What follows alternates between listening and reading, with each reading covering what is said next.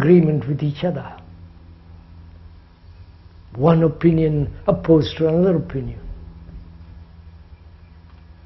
The everlasting, the constant waking up in the morning, going, getting ready, rushing off to the office, or to the laboratory, or to a factory. I wonder if you realize how we spend our days and our years. This is what we call living. And we cling to that, because that's all we know.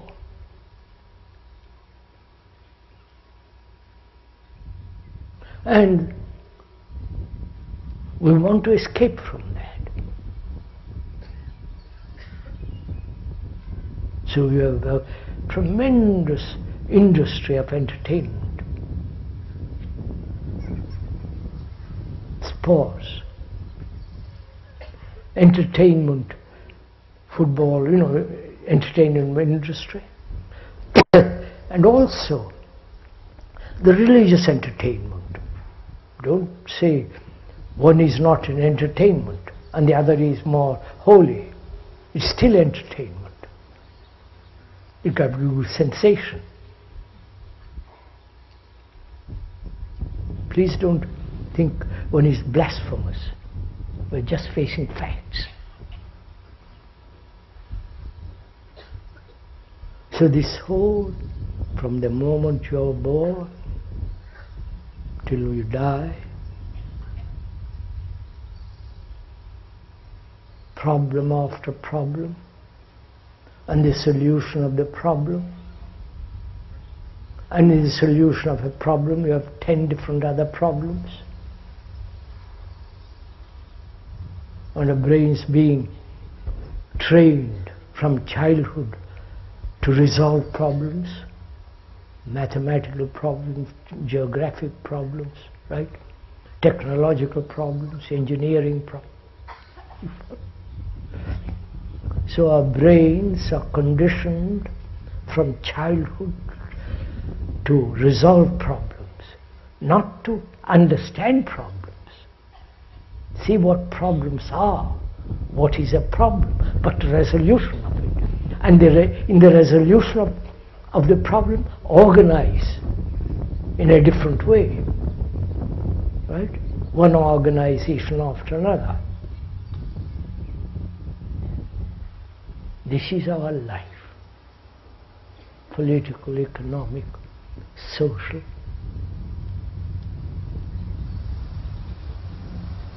And we are never for a moment free.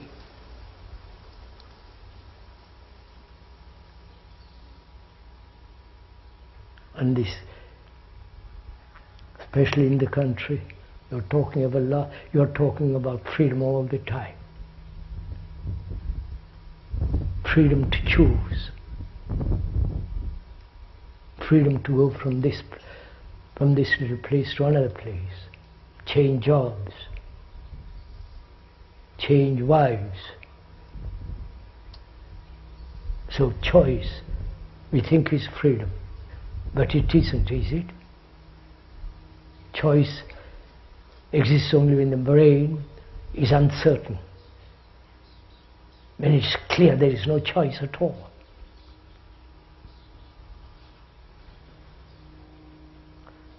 And so, this great deep confusion, uncertainty, loneliness, despair, depression, the whole cycle of our living.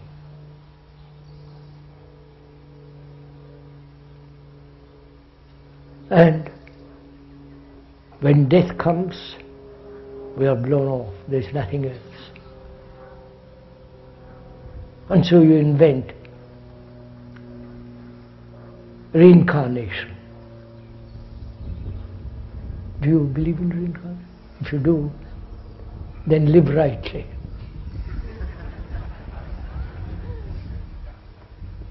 Live now rightly. Because if you don't live now rightly, the next life will be exactly the same thing as you are now. Naturally. Because time, whether it's 1,000 years or now, there is no right action, which can only take place where there is this quality, this perfume, this extraordinary thing called love.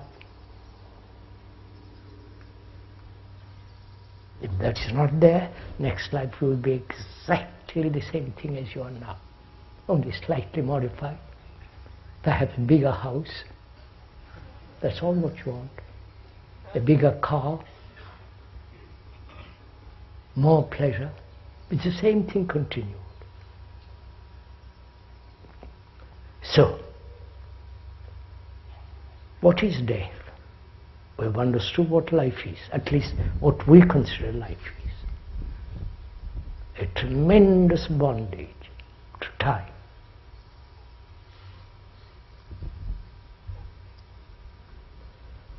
And what is death?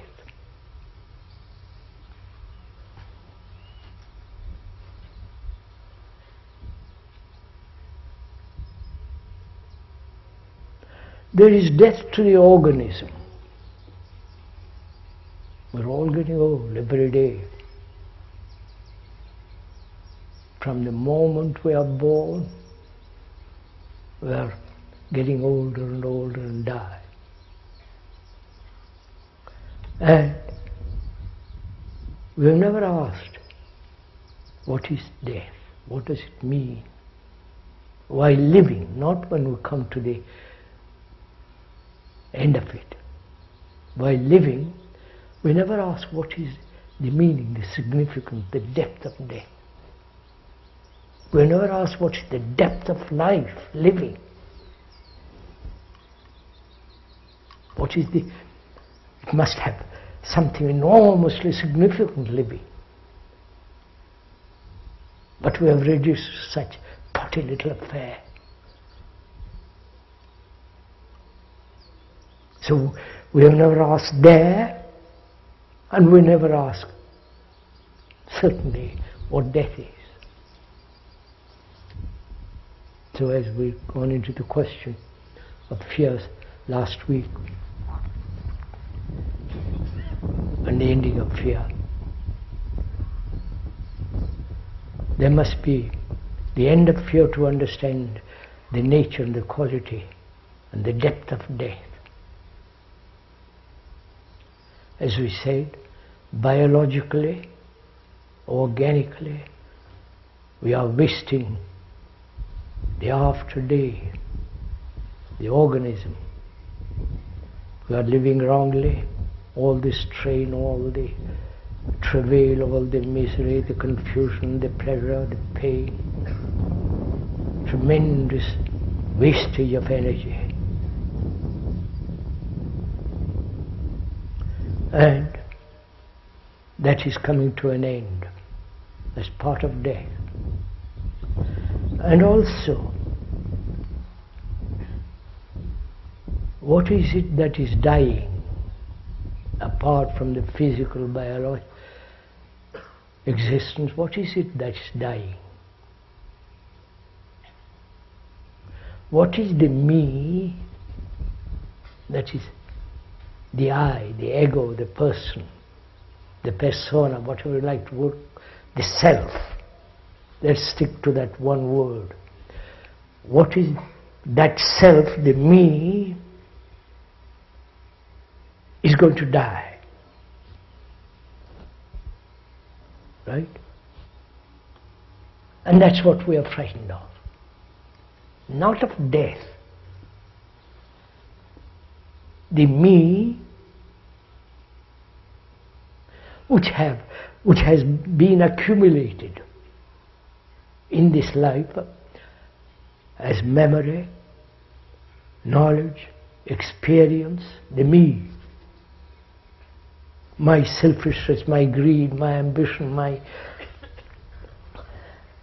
all the records which is stored in the brain, the me.